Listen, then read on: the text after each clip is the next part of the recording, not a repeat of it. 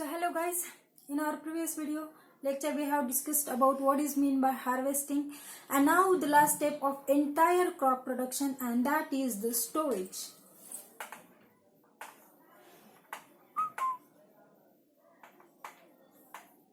Okay, so today we are going to discuss about storage.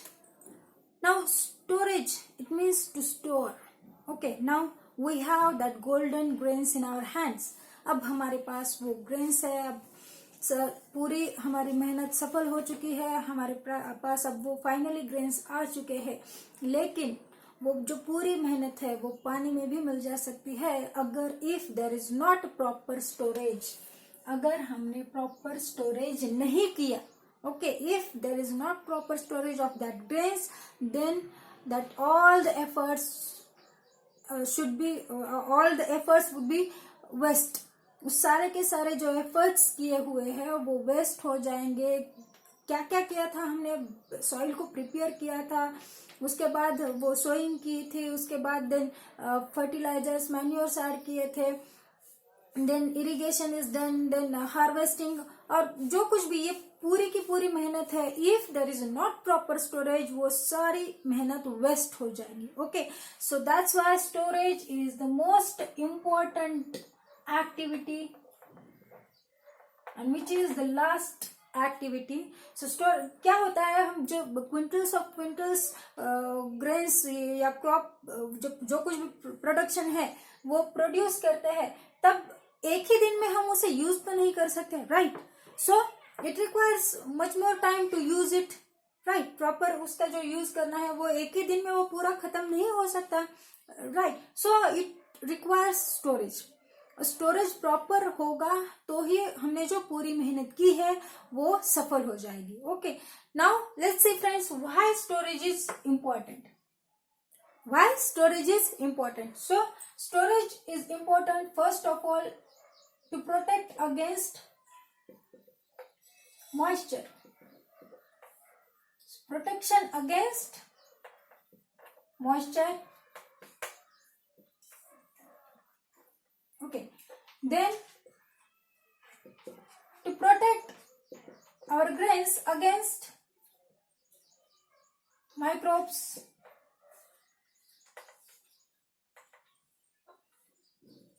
and the third, to protect our crop against insects.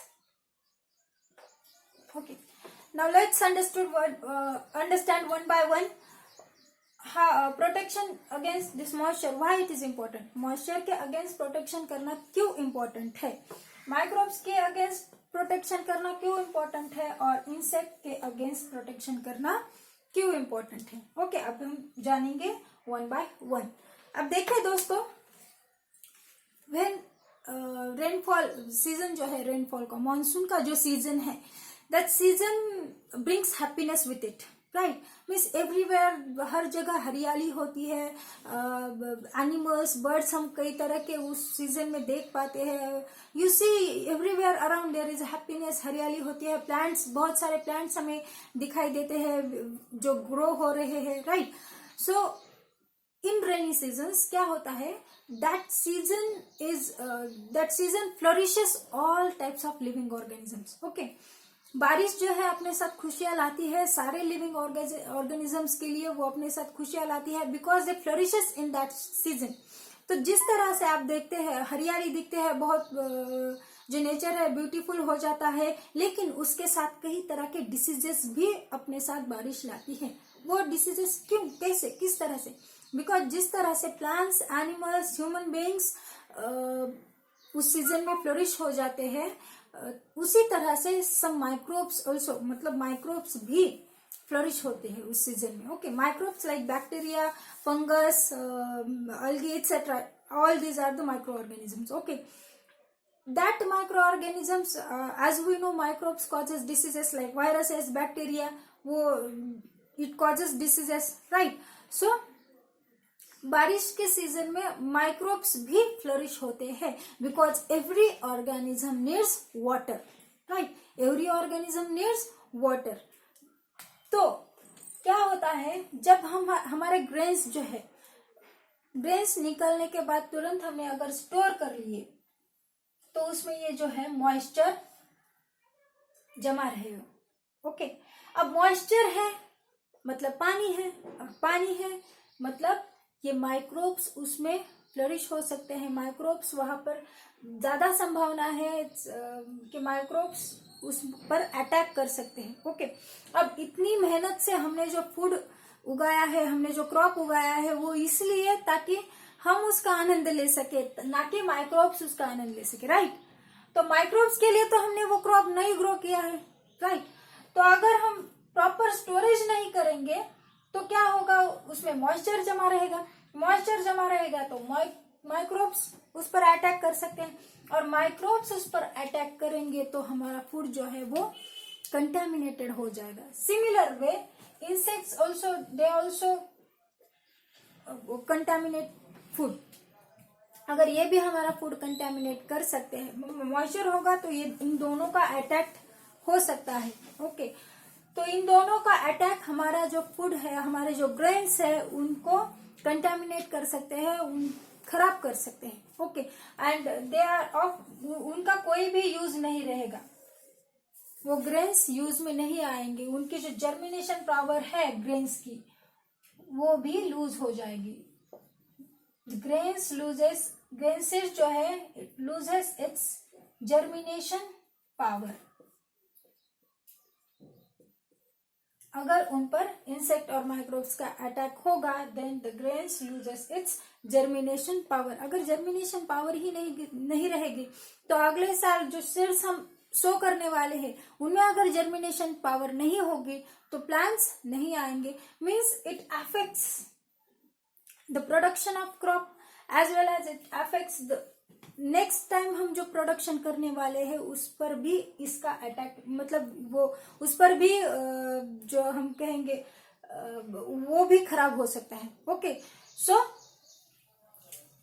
That's why we have to ensure about the storage, ताकि हमारा हमने जो इतनी मेहनत से वो crop उगाया है वो खराब ना हो। ओके, अब कुछ चीजें हैं जो स्टोरेज से पहले हमें ध्यान रखनी है। ये तो हुआ why storage is important. Okay, because we have to ensure the protection against moisture, protection against microbes and the protection against insects. Okay, ताकि ये जो दोनों है वो उस फूड को क्या ना कर सके, कंटामिनेट ना कर सके, राइट। अब क्यों जरूरी, अब मतलब क्या चीज, what we have to remember during the storage. Okay, so storage के, जब हम स्टोरेज करने वाले हैं तो हमें एक चीज ध्यान में रखनी चाहिए दैट जो फूड है, फूड शुड बी, या कहेंगे grain, okay, grains should be dried, well dried before storage. अब जो ग्रेन्स है, grains should be well dried before storage. Well dried क्यों होनी चाहिए, क्योंकि मैंने बताया अभी ये मॉइस्चर उसमें नहीं होना चाहिए। अगर मॉइस्चर होगा तो माइक्रोब्स का और इंसेक्ट्स का अटैक जरूर होगा। अगर स्टोरेज प्रॉपर नहीं होगा तो अटैक होगा। ओके, और अटैक होगा तो हमारे जो पूरे ग्रेन्स है, जो वो प्रोडक्शन है, वो पूरा खराब हो सकता है and it may loses its germination power. So that's why we have to ensure that grains before storing should be well dried. Okay, before storing that grains should be well dried. और ये well dried कैसे कर सकते हैं, हमें जिस sunlight में 1 या 2 दिन के लिए उन ग्रेन्स को रखना होगा तो वो अच्छे से क्या होंगे, वेल ड्राइड होंगे। धूप में सुखाना होगा, ओके, तो वो अच्छे से सूख जाएंगे। So this is about the storage. We have to ensure all these things while we store. Storage is important. Why it is important? Because हमने जो पूरी मेहनत की है, सारे के सारे efforts जो है वो खराब हो सकते हैं if there is not proper storage. Okay दोस्तों, तो this is about the storage. Now अब जो छोटा सा एक बीट है, लास्ट बीट है, that is the animal husbandry. Now let's talk about the animal husbandry.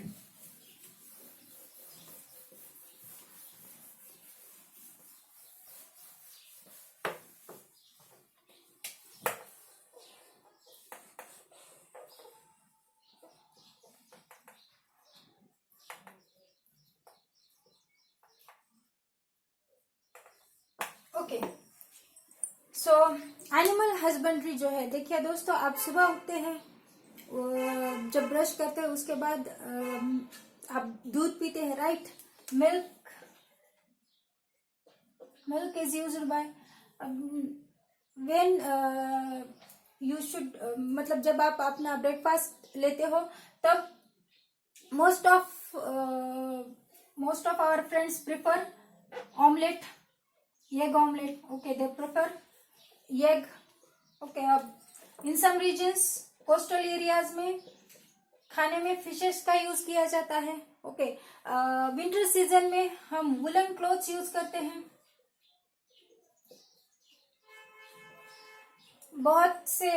हमारे बहुत से दोस्तों को पनीर बहुत पसंद होता है, पनीर की सब्जी, right? So all this things, अभी बहुत सारी लिस्ट है, अब इतनी सारी लिस्ट में नहीं दूंगी, आप जान सकते हो कि क्या क्या होता है। सो ऑल दिस थिंग्स, ये जो है हमें कहाँ से मिलेगा? All this things, we got all this things from various animals, okay. Various animal से हमें ये सारी चीजें मिलती है। जैसे मिल्क है वो गाय का होता है, भैंस का होता है। इन सम रीजन्स गोट का भी मिल्क प्रेफर करते हैं लोग। एग है वो हमें हेन से मिलते हैं, राइट? फिशेस तो कोस्टल ओशन से मिलेंगे, fishes these are also living. अब पनीर जो है वो मिल्क से बनता है, right? So milk, we got the milk from cow and buffalo. Woollen cloth जो है, ये वुलन जो है वो शिप से मिलेगा हमें, right? So all this things, we got all this things from various animals. अब उनसे हमें बेनिफिट मिल रहा है तो हमारे भी जिम्मेदारी है कि हम उनका ख्याल रखें, right? We have to take proper care of them and that is the animal husbandry. Animal husbandry is the rearing of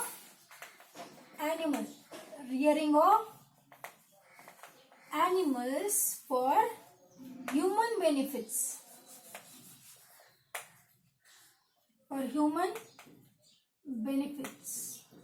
okay. अब हमारे ही बेनिफिट के लिए हम क्या कर रहे हैं? Rearing means to take care, to care. Rearing means to care. उनकी केयर किस तरह से करेंगे? मतलब उनको खाना खिला, हेल्दी फूड उनको प्रोवाइड करना होगा, शेल्टर उन्हें प्रोवाइड करना होगा, और उनके लिए हाइजीन मेंटेन करनी होगी, वो मतलब उन्हें किसी भी तरह का डिसीज ना हो, इस ऑल इसमें रियरिंग में आता है, ओके।